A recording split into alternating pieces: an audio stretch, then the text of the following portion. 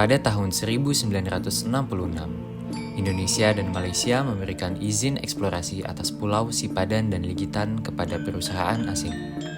Pulau yang terletak di timur laut Pulau Kalimantan, sekitar 150 km dari Pulau Tarakan di Kalimantan Utara. Namun, pada tahun 1967, sengketa atas kepemilikan kedua pulau ini mulai terjadi setelah pertemuan mengenai hukum laut antara Indonesia dan Malaysia. Ketidakjelasan garis perbatasan yang dibuat oleh Belanda dan Inggris di perairan timur Pulau Kalimantan menyebabkan status kepemilikan Pulau Sipadan dan Ligitan menjadi tidak jelas setelah Indonesia dan Malaysia merdeka.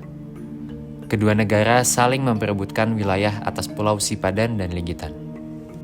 Awalnya, Indonesia ingin membawa masalah ini melalui Dewan Tinggi ASEAN. Tetapi pada akhirnya, Indonesia dan Malaysia sepakat menyelesaikan sengketa ini melalui jalur hukum Mahkamah Internasional. Dan pada akhirnya, tanggal 17 Desember 2002, Mahkamah Internasional di Den Haag memutuskan dengan suara 16-1 bahwa Pulau Sipadan dan Ligitan menjadi hak milik Malaysia. Dasar atas pengambilan keputusan ini disebabkan oleh Mahkamah Internasional yang menilai bahwa Malaysia telah melakukan pendudukan efektif atas kedua pulau tersebut. Dari kasus tersebut, kita bisa lihat bahwa permasalahan kewilayahan dapat mengancam keutuhan dari bangsa dan wilayah kita. Lantas, apa yang diperlukan kita agar kita bisa tetap utuh sebagai bangsa?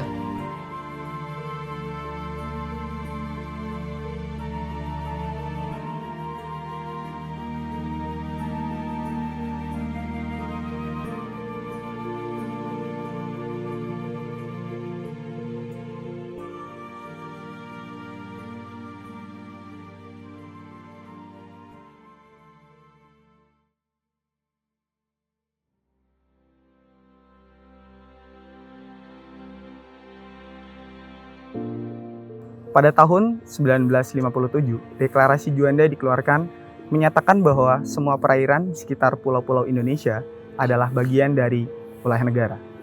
Melalui perjuangan di forum internasional, Indonesia akhirnya diterima sebagai negara kepulauan berdasarkan UN CLOS tahun 1982. Pasal 25A Undang-Undang Dasar 1945 menyatakan bahwa Indonesia adalah negara kepulauan yang berciri Nusantara. Wawasan Nusantara adalah perwujudan dari sila ketiga, yaitu Persatuan Indonesia. Esensi dari wawasan Nusantara adalah kesatuan atau keutuhan wilayah dan persatuan bangsa, mencakup di dalamnya pandangan akan satu kesatuan politik, sosial, ekonomi, budaya, pertahanan, dan keamanan. Kemudian dengan wawasan Nusantara, kita memahami bahwa Indonesia bukan hanya sekumpulan pulau-pulau, tetapi juga satu kesatuan yang mencakup berbagai aspek di dalamnya.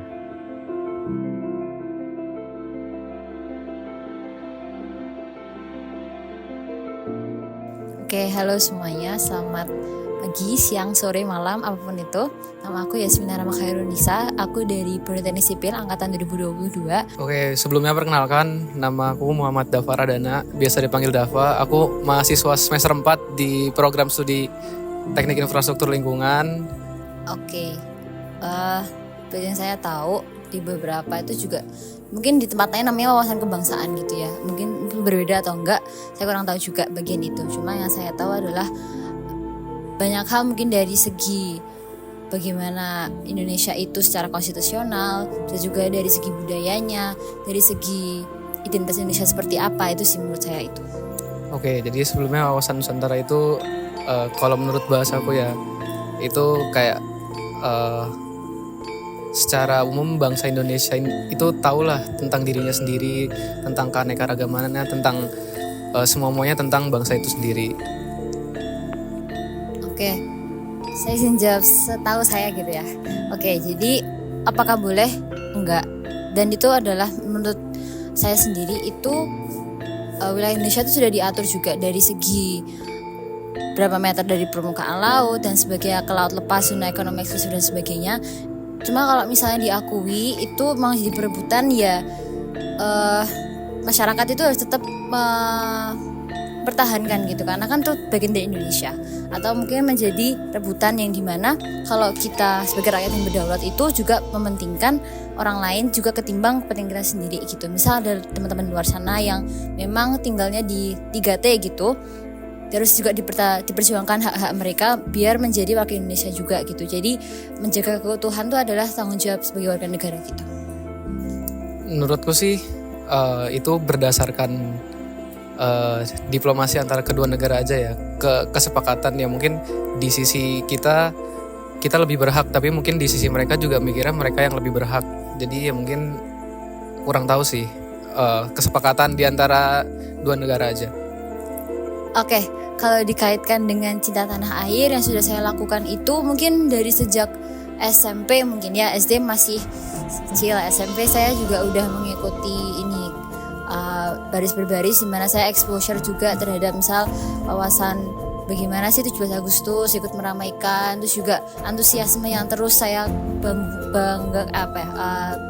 gambarkan terus gitu. Setiap kemerdekaan itu bukan, saya nggak apatis lah ini kayak gitu. Terus juga antusias, misalnya SMA-nya saya ada bela negara juga di SMA saya, dan saya di situ benar-benar dilatih bagaimana sih hidup disiplin, bagaimana sih secara warga sipil tuh bagaimana cara untuk membela negara, yaitu ya kita juga menjalankan kewajiban sebagai warga negara. Contohnya misal kok yang bisa bekerja ya membayar pajak, kok yang saya sendiri lakukan adalah menuntut ilmu. Sebenarnya juga ini ya tujuan di UUD gitu, kita juga mencari kehidupan bangsa. Saya juga termasuk orang yang mengutamakan pendidikan juga. Menurut saya itu juga salah satu bentuk bela negara kayak gitu. Upaya bela negara sebenarnya sesimpel menuntut ilmu aja sih, karena ya pasti nanti dengan ilmu yang kita dapatkan pasti bisa berguna dan ada dampaknya buat negara.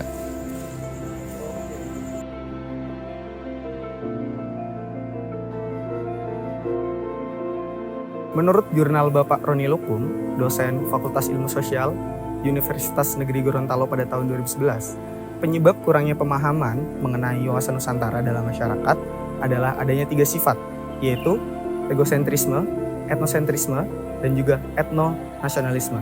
Di mana dari sifat-sifat tersebut, masyarakat lebih mementingkan kelompoknya, etnis, dan juga daerahnya sendiri. Hal itu dapat diatasi melalui peningkatan pendidikan kewarganegaraan secara formal maupun non-formal oleh pemerintah. Di mana pendidikan kewarganegaraan harus ditanamkan sejak kecil hingga dengan dewasa, sehingga nantinya masyarakat memiliki semangat nasionalisme dan kesadaran akan wawasan Nusantara. Selain mengatasi permasalahan dari dalam, pemerintah juga harus bisa mengatasi permasalahan dari luar. Pemerintah harus mampu menjaga batas wilayah Indonesia yang telah ditetapkan pada Deklarasi Juanda dengan diplomasi dan juga pertahanan. Dalam forum internasional, pemerintah Indonesia harus berani dengan tegas menyatakan batas-batas dan juga kedaulatan wilayahnya. Selain itu, pemerintah juga harus mampu memberikan pertahanan militer yang kuat di perairan Indonesia itu sendiri. Tentunya tidak hanya pemerintah yang memiliki tanggung jawab dalam urusan akan wawasan Nusantara dan kewilayahan ini.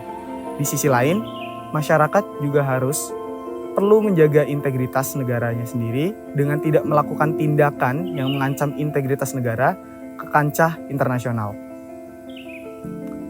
Sebagai masyarakat, kita harus memiliki jiwa nasionalisme yang tinggi dan rasa tanggung jawab yang besar untuk menjaga kedaulatan negara kita, Indonesia.